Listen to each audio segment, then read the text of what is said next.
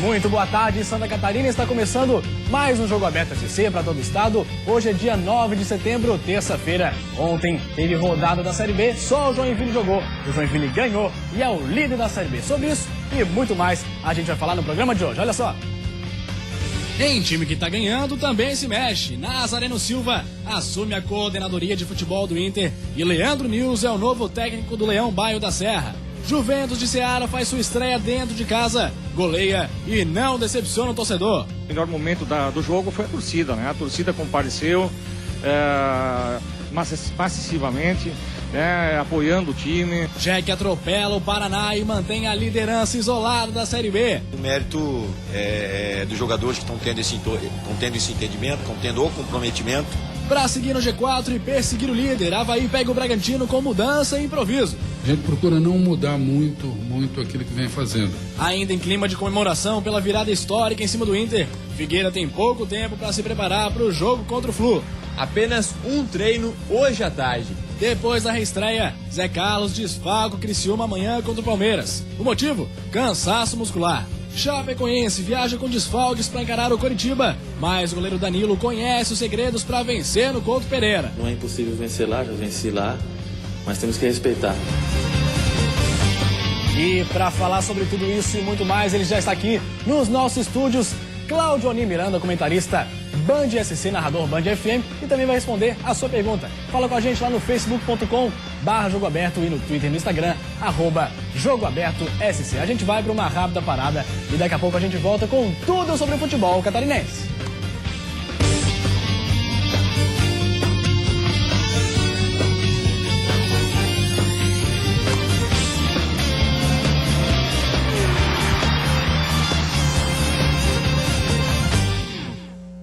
Meio-dia e 34 minutos, estamos de volta com o Jogo Aberto SC mais uma vez. Muito boa tarde a toda Santa Catarina. Vamos dar boa tarde para ele, Claudioni Miranda. Assistiu o jogo ontem? Assisti sim, jogo bom de bola e com um detalhe. Fabinho voltou a marcar, Joinville com muito trabalho no primeiro tempo, uma defesa sensacional do goleirão Ivan aos 20 minutos do segundo tempo, mas teve olé no final do jogo. O resultado está aí na tela para você nesse momento. Joinville é líder da Série B, líder isolado. Primeiro, né, Claudioni? Primeiro truncado, difícil, com muita dificuldade, e com o Paraná amarrando o jogo até tomar o primeiro gol. Depois tomou o primeiro, aí teve Jael Cruel, teve festa, foi uma maravilha. E o torcedor marcando presença segunda-feira à noite na Arena. E daqui a pouco a gente fala da Série B do Brasileiro, porque agora é hora de falar da Série B do Catarinense. Tem novidade no Inter de Lages. Mesmo vencendo o primeiro turno, o Claudioni Miranda decidiu mudar o comando. O treinador agora é outro e o Nazareno Silva vai para a coordenadoria de futebol. Olha só. Nazareno Silva não é mais o técnico do Colorado Lagiano. Ele deixou o cargo para assumir a função de gerente de futebol do clube. A mudança no comando faz parte do planejamento do Inter, que desde o ano passado queria que Nazareno fosse promovido a uma função gerencial, abrindo espaço para que outro treinador comandasse o time em campo. Quem assume o cargo de técnico é Leandro Nils, ex-Atlético Paranaense, que no ano passado estava na coordenação de futebol do Figueirense.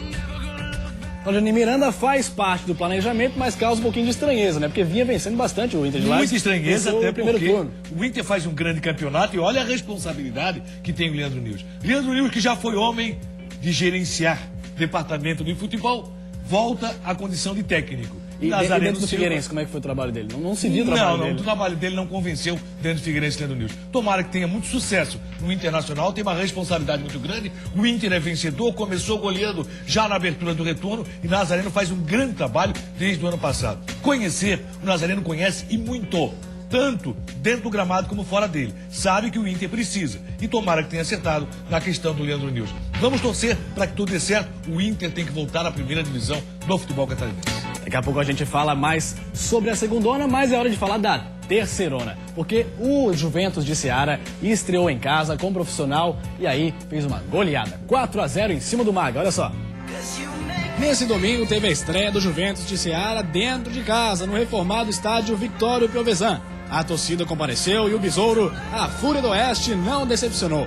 Logo aos 6 minutos, bola cruzada na área. Ela passou por todo mundo e Dudu Lima colocou pra dentro.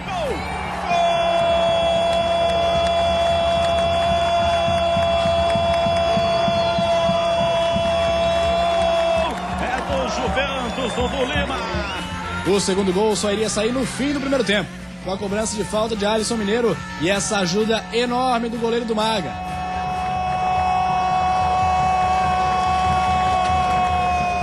É por essas e outras que o Maga é conhecido como o pior time do mundo. Ainda deu tempo pro Washington marcar de cabeça. Vai entrar no gol! Washington! E no contra-ataque, Rodrigo Grau tocou para Flavinho, que tirou o zagueiro e fechou o placar. Fim de jogo, Juventus de Ceará 4, Maga 0. O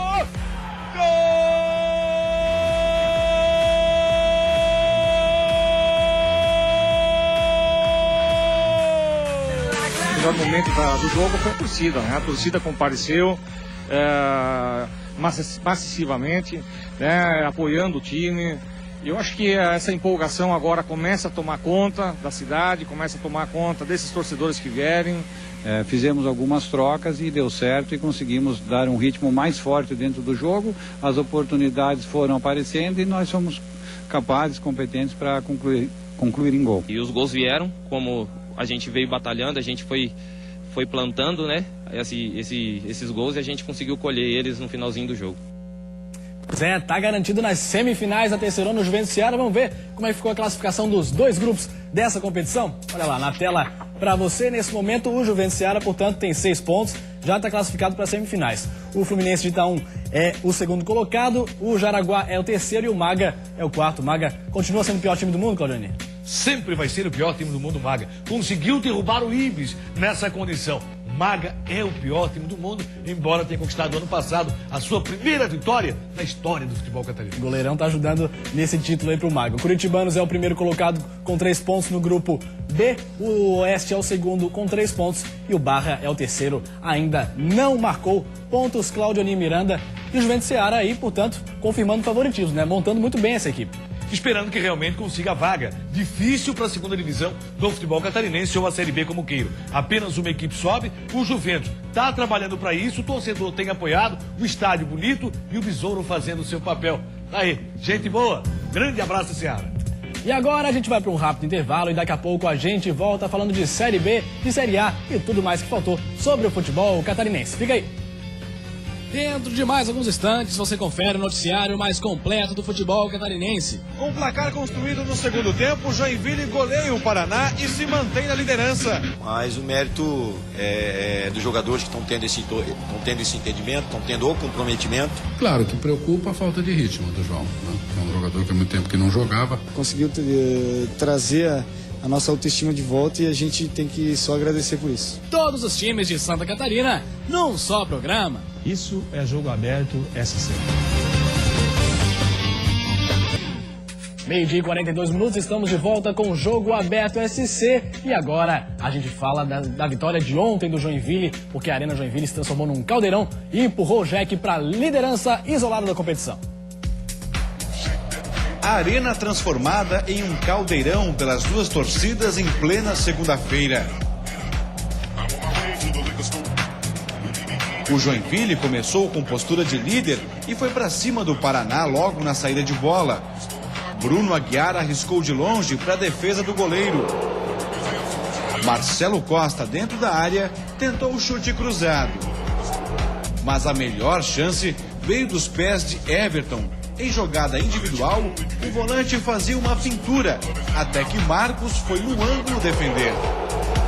O Paraná, que jogava recuado, só levou perigo no fim da etapa. Na sobra de bola, Marcos Serra mandou para fora.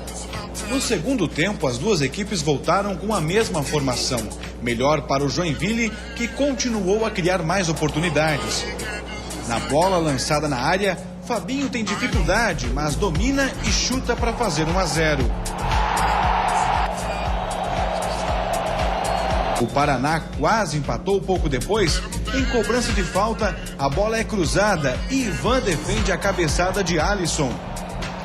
Aí, Edgar Júnior entrou no lugar de Fabinho e no primeiro chute dele carimbou o travessão. Jael aproveitou o rebote e ampliou. Mas cabia mais. Na cobrança de escanteio, Naldo subiu mais alto que a marcação e fez Joinville 3, Paraná 0.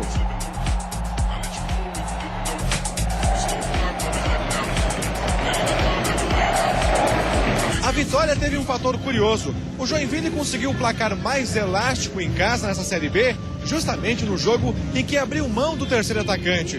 O resultado pode fazer o técnico Emerson Maria repensar a forma de jogar aqui na Arena. A equipe está adaptada das duas maneiras. Cabe a nós, quando eu falo nós, a comissão técnica, fazer a leitura de como nós vamos começar, dependendo do adversário, as modificações que vão ser feitas durante o jogo.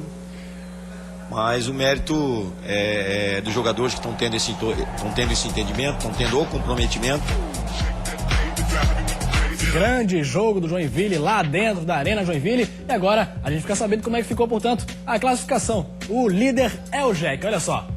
Em primeiro lugar com 39 pontos está o Tricolor. O Avaí vem logo em segundo com 35, vai tentar perseguir aí a liderança também durante essa Série B. O Ceará vem em terceiro com 35 e o Vasco também com 35, muito equilibrado esse G4 por aí. Virando a página da tabela, o Bragantino está aí abrindo o Z4 em 17º com 20 pontos. O Icasa tem 19 pontos, está em 18, está em 18º. Português é o 19º com 17 pontos. E o Vila Nova é o lanterna da competição. Vamos ver o que está achando dessa fase do Joinville, o torcedor do Jack.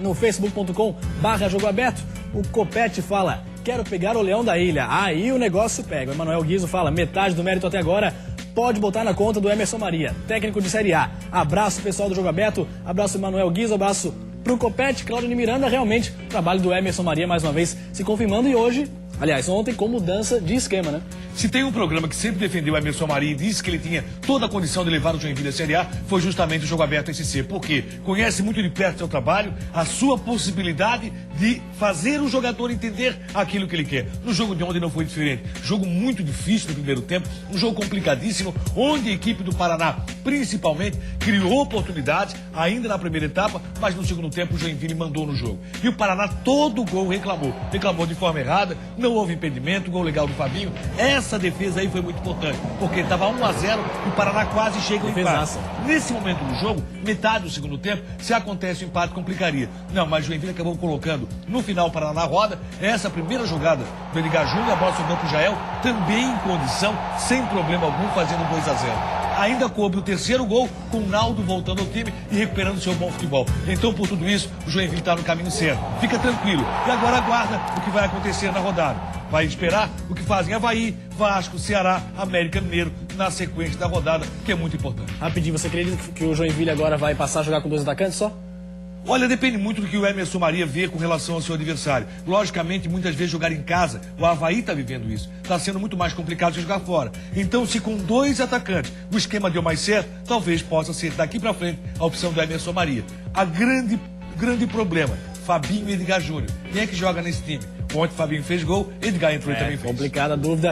Aquela famosa dor de cabeça boa. Muito boa, excelente. Essa aí todo técnico gostaria de ter. Ninguém usa isso também, né? Dor de cabeça boa pro técnico. Ninguém nunca fala isso. Sabe quem é que não tá tendo essa dor de cabeça? A dele tá ruim demais? Técnico Geninho do Avaí. É verdade. E agora a gente fala de Avaí porque joga hoje contra o Bragantino na tela pra você. Viajou aí pra jogar contra o Bragantino lá pra Bragança Paulista, Claudio Miranda. E como você falou, o Geninho vai ter uma dor de cabeça complicada porque tem nova dupla de volantes. Vai ser obrigado a mudar o time, o Geninho. Olha só. Com um desempenho melhor fora de casa do que dentro da ressacada, o Avaí encara hoje às 7h30 da noite o Bragantino em Bragança Paulista, com a esperança de trazer mais 3 pontos e se manter na vice-liderança da Série B. E para isso o time vai ter algumas mudanças. João Felipe, que é zagueiro de ofício, e Revson, que se destacou por esse golaço contra a Portuguesa, vão formar a dupla de volantes no jogo de hoje. Sem Júlio César e Abuda machucados e Eduardo Costa suspenso, o técnico Geninho vai apostar no improviso, em um setor importantíssimo da equipe. A gente procura não mudar muito aquilo que vem fazendo. Claro que preocupa a falta de ritmo do João, né? Que é um jogador que há muito tempo que não jogava. Essa é a preocupação. A parte técnica não, mas a falta de ritmo sim. Outra mudança no time em relação ao último jogo é no ataque. Roberto entra no lugar de Paulo Sérgio e será o companheiro de Anderson Lopes. Começaram com um zagueiro pesado, 2 zagueiros muito altos, então de repente a velocidade possa ser uma arma. Então eu começo com Anderson e Roberto. Aí sempre sem mistérios, o técnico Geninho já dá logo de cara o time e mostra o trabalho dentro de campo. Vamos ver o que está pensando a torcida do Leão nesse momento, facebook.com/Jogo Aberto. O Luiz e a Aline falam, a diretoria não vai contratar um centroavante, não. E o Diego Viana, que fim deu. Um abraço. E aí, Claudinei Miranda? Olha, o Diego Viana, na verdade, também não confirma nada. Ele entrou, pintou e não mostrou futebol. Na verdade, a diretoria tem que contratar um atacante. Para chegar na Série A, olha como está a classificação da Série B. O Avaí precisa de um companheiro para o Anderson Lopes. Essa é a dor de cabeça ruim do Geninho. E olha só quem está participando com a gente, Emerson Melodia. Boa tarde, Lucas e toda a nação. Ligada no Jogo Aberto SC. Hoje, 1-0 é goleada para se manter no G4. Realmente vai ser um bom resultado, 1-0 já, né, Claudinei? Pode ter certeza, Emerson Maria. 1-0 é goleado, o que Maria importa não, né? Melodia. Emerson Melodia, desculpe. O que importa justamente para o Leão é conseguir a vitória e se manter na vice-liderança. Se não conseguir a vitória, pontuar é importante. Pontuando com apenas um ponto, o que acontece? O Avaí pode até complicou a vida do São Paulo, lembra? O Everton Schmidt fala, Cláudio Nil, o que você avalia dessa escalação do Avaí para hoje à noite? Temos chance de ganhar de um time que derrubou alguns da Série A? Abraço, realmente, essas mudanças todas contra um time que tá vindo bem aí, né, Claudio? Ali atrás o Avaí é o mesmo, certo? Então mantenha a zaga. A partir do meio da proteção dessa zaga, a coisa complica, inclusive com improvisação. E o ataque vem sendo o grande problema do time havaiano, como sempre. Nos últimos jogos, tanto na ressacada como fora dele. Só o comportamento do Avaí fora de casa é muito bom. O Geninho, que é um técnico inteligente, de muita competência, tem demonstrado isso a todo momento, mesmo com o time que tem, vai escalar um time com velocidade. Por quê? Time alto, lento, a zaga do Bragantino pode ser surpreendida. Jogo difícil, complicado, tem condição de vitória? Tem, mas vai ter que ralar muito. Agora é hora de falar de Série A, porque o Figueirense desembarcou e com peso a menos nas costas, está se distanciando cada vez mais do Z4. Olha só. Um desembarque leve e tranquilo. E claro, mais 3 pontos na bagagem. Apesar disso, eles sabem que a vitória veio a muito custo, já que no primeiro tempo o time não rendeu o esperado. No primeiro tempo nós entramos meio desligados, né? Em comparação aos outros jogos que nós fizemos anteriores, nós sabíamos que nós estávamos muito mal no jogo, mas tínhamos condições de entrar no segundo tempo e fazer a virada. E foi o que aconteceu. A virada contra o Internacional em pleno Beira-Rio manteve a boa série de 7 jogos de invencibilidade. 5 vitórias e 2 empates. E o melhor, agora já são 6 pontos de distância para o Criciúma, o primeiro time na zona de rebaixamento. E muito disso passa por ele, o técnico Agel Fuchs. O trabalho dele é reconhecido pela torcida e pelos próprios jogadores. Sinceramente, eu acho que ele tem metade ou se não mais disso, porque ele conseguiu buscar o nosso melhor, conseguiu trazer a nossa autoestima de volta e a gente tem que só agradecer por isso. Depois da virada contra o Internacional, o Figueira agora se prepara para encarar o Fluminense. E o tempo para preparar a equipe é curtíssimo. Apenas um treino hoje à tarde. O jogo no Scarpelli será amanhã, às 7h30 da noite. Pois é, realmente com peso a menos nas costas do Figueirense.